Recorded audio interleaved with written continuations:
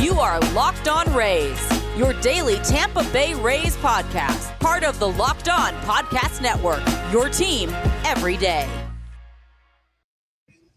Hello, my name is Kevin Weiss. I'm Ulises Sambrano. And I'm Evan Closky. Let's go. He's back. We are the hosts of the Locked On Rays podcast, part of the Locked On Podcast Network. Thank you for making Locked On Rays your very first listen every day. And remember, Locked On Rays is free and available on all platforms, including YouTube at Locked On Rays. That was and is the voice of Evan Closky, WTSP Channel 10 Sports Director, back from Washington, D.C., was it? That's right. Yeah. Was able to head out there with Tampa Bay Lightning and cover them for their first ever trip to the White House. Obviously, we had the Buccaneers do the first ever trip for our city, in July. So that's the second trip to the White House. And this one was great because it wasn't 95 degrees outside, which the other one was. And you try wearing a suit and makeup in those temperatures on the South Lawn for 2 hours. It's something. Yeah. Outside of Closky having to wear makeup, he has the best job ever. He does. Hey, I'm telling you something. Everyone's gonna laugh out there. You put on makeup and you got maybe some stubble. You put it on. You're like, man, I understand exactly why women wear this all the time. It's tremendous. All the blemish is gone.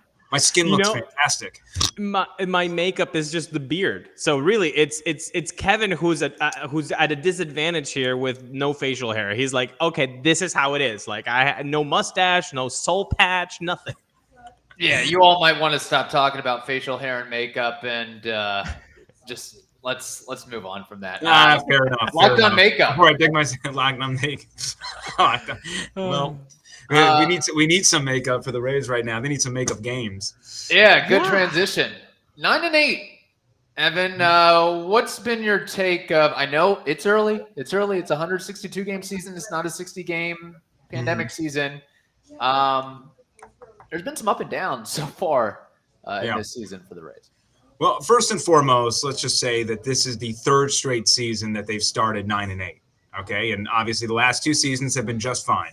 So it's tough to kind of see through the trees when we're so early and things don't look as great as they are. The one positive that I'll mention is they've lost probably 3 games here because of bad fielding. If there's one thing that we expect the Rays to do long term, it's to field well. I mean, Taylor Walls has 3 errors. And sadly, he's actually hitting like 280. I mean, his hitting is better than what it's supposed to be, and his fielding is worse than what it's supposed to be. I don't need Taylor Walls when you have everybody clicking. I don't need Taylor Walls to be hitting the cover off the ball. I need him to be making all the plays in the field. And those 3 errors, I think 2 of them were very costly in losses, if I remember off the top of my head.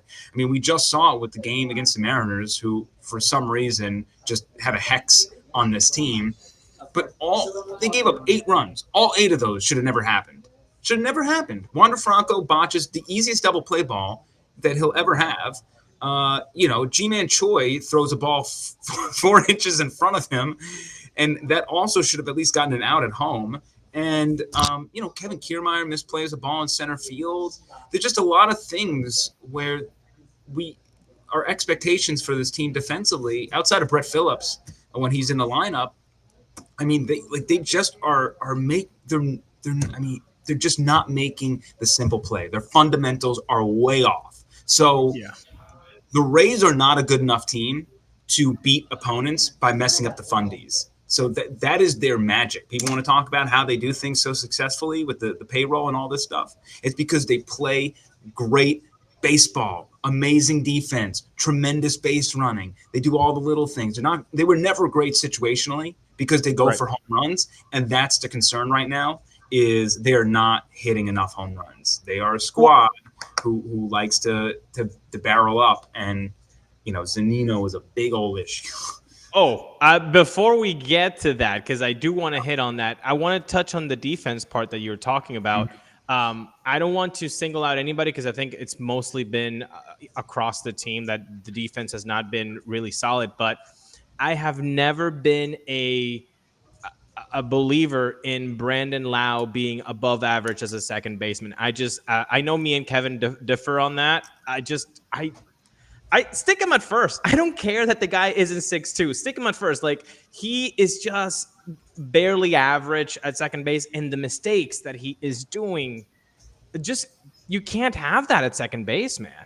The problem being is that you're supposed to, in that instance, trade the bat for fielding, which is fine because the guy should be bopping 40 home runs this year at his peak, essentially. I mean, if hopefully he gets on a heater like last year and he's just bopping them out left and right. But, that's what you get with Brandon Lau.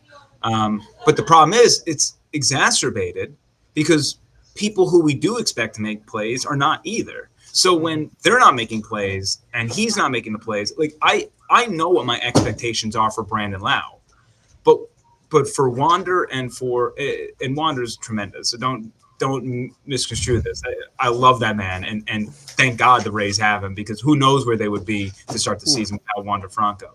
But for all intents and purposes, that loss against the Mariners is on Wander to a degree. Just like Nolan Arenado lost a couple of days ago, that was on him. The loss to the Mets in that crazy ninth inning. So I mean, great players can make a blunder too.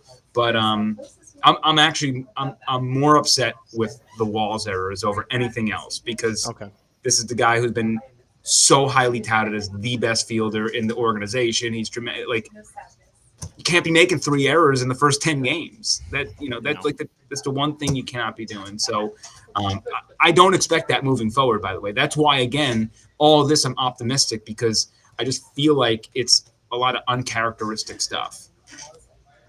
This Mother's Day, give mom something she'll treasure forever with fine jewelry from BlueNile.com. And Locked On Sports listeners, they get $50 off $500. This podcast exclusive is only good through Mother's Day. Use code Locked On, LOCKEDON. Go to BlueNile.com today. I want to touch on something, Ulises, you mentioned. Moving Brandon Lau to first. So does that mean you would want to see Taylor Walls get all the reps at second? What's your alternate play here? Honestly, I think that would be a better suit position for him, second base for Taylor Walls. I think being a shortstop, it's not the same as being second base, but that double play action is a little bit more close to what they're used to than going to third base, because we know that with Joey Wendell, even though he was mostly used at third base in 2021, and basically, he had a 3B next to his name most of the time, he said he still felt more comfortable at second base. So I feel like for a guy like Taylor Walls, if you stick him at second base, that's good. And again, it doesn't have to be only Taylor Walls. There's a guy named Vidal Brujan who also you should probably have some space for him too. So, in the era of no Yandy or no Ji-Man Choi, which could be next year, or maybe as early as August 1st after the trade deadline happens. Who knows with the Rays? Exactly. It could happen It could happen tomorrow. Yeah, you're right, Evan. Then that's where I would want to put those 39 home runs in first base. Most of the 162. Just put them there and let them figure it out. I've not watched a ton of Brandon Lau mistakes. I've seen other guys make more egregious errors than Brandon Lau so far this season. So I'd have to maybe go back to the highlights and watch that. I kind of agree with that as well, Kev. I think if you were to tell me, hey, just give me 4 thoughts off the top of my head, one of them is not, oh man, how bad defensively has been Brandon Lau. More so, outside of I think the first series against Baltimore, where are the home runs, Brandon Lau? From anybody. Where's the home runs from anybody, really? No, you're right. And across the league. I know, and that's the problem, is that I see it all the time on social media as well. Situational hitting. The Rays, they don't know how to bring people in. It's just that's not part of their philosophy. They want you to be aggressive, and if you stay aggressive, you will hit 3-run homers versus getting, an RBI single. They are predicated on bombs and strikeouts. It's just who they are. So that's what the frustrations were at this time last year, was that they were striking out a million times, and that slowly decreased throughout the year. But they're just not bopping any. I mean, Wander's leading the team right now with 4, and we expect that in the future. But Wander's probably going to hit 20 this year. I don't know what his power numbers are going to look like this early in his career, but I think there's a discussion to be had also with probably keeping Wander at shortstop while he's young, and then we can get to maybe in 5 years we're on this podcast talking about how it's time for him to move over to third because El Patron has beefed up a little bit. Touching on that a little bit, Evan, the lack of power that we've seen so far with the Rays. Of course, the Rays didn't bring back Nelson Cruz. They traded Austin Meadows. You expected Mike Zunino to take a step back. Can you really expect Brandon Lau to hit 39 home runs again? Randy's been struggling. Josh Lowe's been struggling. A lot of guys have been struggling. And the Rays missed out on an opportunity to acquire Freddie Freeman-esque type, a game-changing middle of the order bat. Do you think they kind of went a little bit overboard with the trades and transactions and not being able to fill some of those holes that, you would think that unless they really thought they could have landed Freddie Freeman, putting all the eggs in the Freddie Freeman basket, and they struck out there? Here's my thing. So first off, I don't think Austin Meadows has a bomb yet with Detroit either. So that's a big ballpark, though. It is a big ballpark, but I mean, he is at least hitting. Yes, he is. There is a part of me that thinks, look, hindsight's 2020. They're trying to allow Josh Lowe to work out of it. Josh Lowe should be a 2020 player, and he's in like 3 years. He's not getting on base, and right. So that was a calculated risk. My only issue is it definitely seems like they got to a point where they were 1,000% committed to the fact that they were going to get rid of Meadows, didn't have a good deal in place, and just said, screw it, let's do it for the best we can get. Honestly, we're getting to the point where Paredes might need to come up and play, because I think he's really the only person in Durham doing anything as well. And the sad part is he's always been tagged as sort of this quadruple A player. So it's not surprising that he's doing great in triple A. It's when he gets to major league level, does he replicate that? I don't know how much longer you go with Josh Lowe before you have to send him back down to get his confidence back up. Typically, unless, outside of Wander Franco, if you remember, he was batting in the 100s when 190, I believe, when he came up to the majors. Josh Lowe is not Wander Franco. So, and there were certainly concerns about Wander too when we were like, he's not having success. And then he went on his toward run. But I think there was as of right now, we'll see what happens with Lowe. I think maybe an overconfidence in what Lowe can do out of the gates. Yeah. I do think that they struck out a few times in making a big free agent splash as far as like a righty bat is concerned, a power bat. And this has been an issue for a while now with this team, is not having a dude in the middle of your lineup who you can fortify there, put him there every night, and just know that he's going to, throw up 35 bombs. And, at the end of the season, you know what you're getting. It's just tough. It's really tough right now because a lot of people are slumping. Yeah, one guy that we talked about in the first segment that I kind of want to point out right now is Mike Zunino. Kevin said we were expecting a step back. We everybody was, and if you weren't expecting a step back, then you got to watch more years of baseball, because that was a career year by Mike Zunino, and that's not going to happen ever again. That was his peak. Dude's not hitting 283. Dude's not hitting 183. He's hitting 83. Yeah. And now with the shoulder soreness, he's literally got like 4 or 5 more hits than us. Yes, exactly. I joked around with Kevin the other day. Mike Trout has only 9 at-bats more in the playoffs than I do.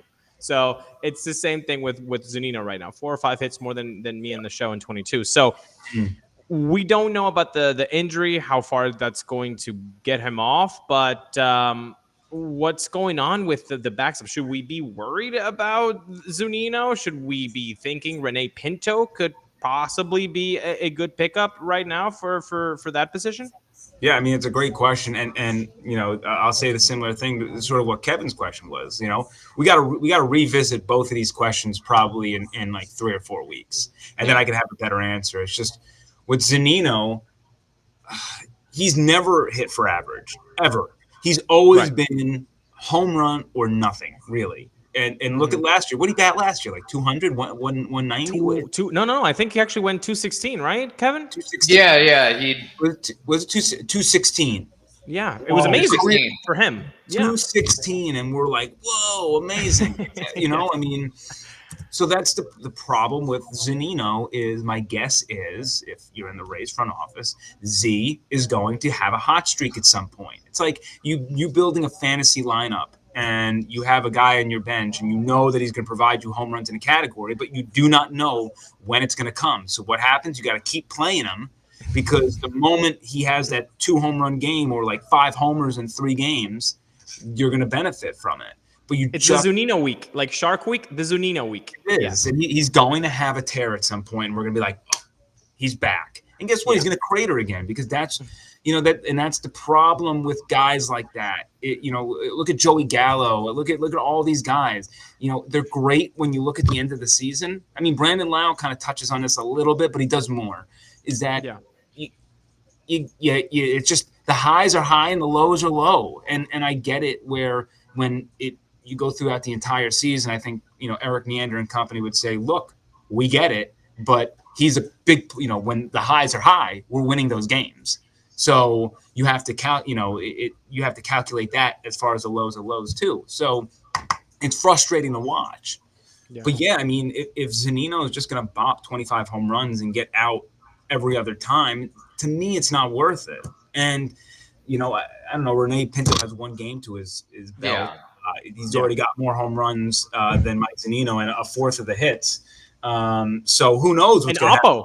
Oppo power too. Yeah. So I like Rene Pinto, but again, it's Rene Pinto. I'm not expecting – I don't know what to expect from him. But for sure, I mean, if if the Rays need to put Zunino on the IL to make sure his biceps or whatever he's working through is 100% good, then do it. Give him 10 days and just say, hey man, like go work on whatever you got to work on, and let's check out Pinto in the short term. And the sad part is Mejia, I would be saying more. I mean, he's going to come off the COVID list at some point soon, I'd imagine. But right now, Mejia's got to play. Though, when speaking about fielding, the guy can't catch a ball. But that's right now, you got to make that trade-off. That's also the concerning thing. Like Pinto may come up and hit, but how does he deal with and work with the pitchers? And he probably isn't. I mean, he definitely, I can say this, he's not going to be as good defensively or working with the pitching staff as Mike Zunino is. So that's a big trade-off as well. And if Mike Zunino's not healthy right now and Mejia's still dealing with the COVID stuff, you basically got 1 healthy catcher. So you might even have to call up like a Ford Proctor or something like that to pull the string out. And you might have to do that. And you know what? If you're also looking for, information on betting stats and where to put your green Skittles, BetOnline.net is your number 1 source for all of that stuff. First of all, the latest sports developments. There are league reviews. There's news, including this year's basketball playoffs and the start of the Major League Baseball season. BetOnline is your continued source for all your sports wagering information, from live betting to playoffs, esports, and more. Head to the website today or use your mobile device to learn more about the trends and action. BetOnline is where the game starts. What I think the Rays should do is give Closky a call. He can hit some bombs. I played golf with him before. He can drive it far. We need some homer. We need some power in this lineup. We need something. Give a little boost there. It's funny. Ulises and I had talked about this a couple weeks ago. I think it was one of our prop bets, or just sort of a talking point, that we don't think that a Rays player, there won't be a single Rays player that hits 30 home runs. this year? Are we both are we in agreement on that? And Closky, what do Boy, you? the baseballs are not helping people be powerful right now. I like at all. No, that's certainly a factor. Definitely around the league, I think front offices are kind of weighing things a little bit down now as far as having that power guy, and maybe that power guy not being as powerful as one would think. I'm sure they have numbers on, like, I don't know, like how deep you hit a home run or something. There's got to be some of that stuff. But Yeah. I still think Brandon Lau is going to hit 30. 30 from Brandon Lau. Okay. I will go to bat, pun intended, I guess, for Brandon Lau. I think he'll get there. But the problem is that's not enough. As a first baseman, right? I honestly am not. Again, I've not watched every single inning. I've not seen anything that says, "Oh my gosh, Brandon Lau is awful defense." It's not like it's not the place that, like, for example, like a Wander bobble. It's not those types. I mean, just like the sliding and then underneath the glove. Like, he gets there, but because the glove is not actually down or to the left or to the right, like the ball is there. And what frustrates me, and I'm gonna sound like a total boomer here, but the game scorekeepers never give errors anymore. Everything is a hit. So you might not see in the box score Brandon Lau error, but boy, oh boy, if you watch balls that are to him and the glove is not down on the ground and it just gets scored a hit. It happened twice in that Mariners games. Twice he had the chance. Yeah. And there was not a catch to be made, and it just went as a hit. I'm just fully on. First off, we have to roll back the tape of last year of you anti Brandon Lau, and then all of a sudden my man went on a heater. So we can roll back that. Yeah. Was it June 6th, June 10th or something? It was something like we were in the middle of the season and you were ready to cut bait. Oh my gosh. But again, I just think you have to put everybody in their collective box of expectations. And I just think that with Lau, I think it's way more appropriate to talk about how he's not doing enough at the plate than him not doing enough in the field. It just, again, it's just exacerbated by what's happening around. And the other consideration too is it's probably, I know he's played a couple games at first, but you just wonder how it would affect his psyche and just I've got to learn on the fly to play first base. I don't think we can just stick him there and hope for the best. I think it's sort of like we go back with Wander and say, hey, just leave him at short because you want him to be comfortable. And I know he's a younger player and he's a different player, but maybe the same for Brandon Lau too, where he's your second baseman. Leave him there. That's where he's been most comfortable at. Why upset the apple cart there? And who's to say that Vidal Brujan will be as good at second base? Taylor Walls certainly, I think, but when you add in the bat or lack thereof, you just wonder. And how many plays are you going to be able to make in a if Vidal Brujan can handle center field, and Brandon Lau has never played center field since maybe high school, I would put green skittles that Vidal Brujan could be a better athletic defensive glove at second base than Brandon Lau. Okay, maybe in time, but not immediately. I think you would have to take a lot of reps at the trough. Off-season stuff. You give that first baseman glove to Brandon Lau right after the World Series trophy in 2022. You give him the first baseman glove and go, hey, this is you now. This is who you are. I don't know. I'm not sold on this either. Yeah, I got to go back and look at the stuff. That's there. okay. Evan, all this said, the Rays are 9-8 as of this recording right now, and you mentioned that's the record that the Rays have had the last 3 years. Looking at the stands, do you think they can muster up enough to make a playoff run, to win 90 games, to finish maybe not tops in the AL East, but be in contention? We have to understand the Rays are, head is still slightly above water despite a rash of injuries on the pitching staff too. So you assume you get a couple of those guys back, then maybe you're in business. So I guess there's a positive in that lens, but it's a long season too. My concern with the Rays ultimately goes back to what I was concerned with last season as well, before entering the postseason. They did nothing to address starting pitching, and I get it. Now is the time where starters go 4 innings and you go with your bullpen 2-2-2-2. But again, that is a formula that gets you through the regular season. It's not a formula for you to win a World Series. Why did they make the World Series that year? They had Charlie Morton. They had Tyler Glasnow.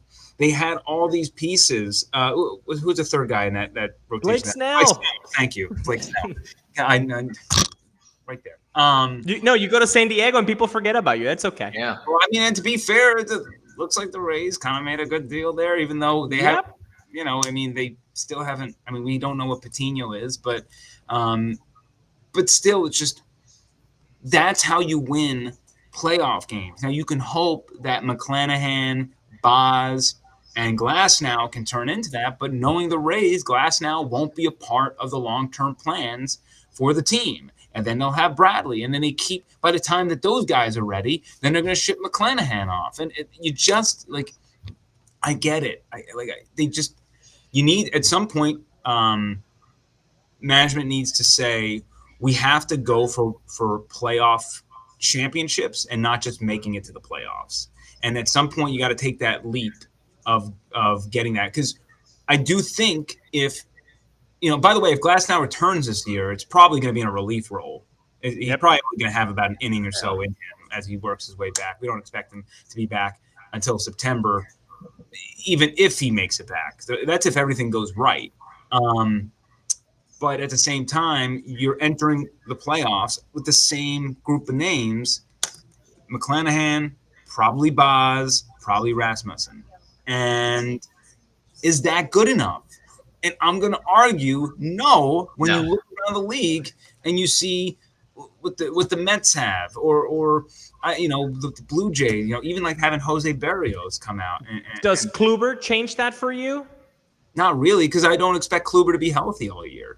I said this about Rich Hill last year, and I was wrong. I mean, I always said Rich Hill's going to get hurt. He's going to get hurt. He's going to get hurt. He never did. So didn't happen. But history has proven that Kluber's not going to be healthy. And Kluber, to me, still is a flash here, a flash there. He's going to have a good start. He's probably like a better Michael Wacha, to be honest. So he may be, I think, if he can make it that far into the postseason, maybe just a switch turns on. And it's like, we got the old Kluber, the playoff juices are running. So, I mean, at least he's got like that experience, but I'm more worried about how this team is going to get through the season with their arms. And I think a lot of the reason why, again, they've lost games because of fielding, base running, but also I don't think their 28-man is as strong as it was last year, because whether it's, the Mazas or the Phoenix Sanders, and he's been fine. Just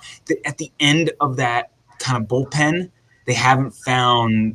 they were able to kind of rotate those guys at the bottom of their bullpen.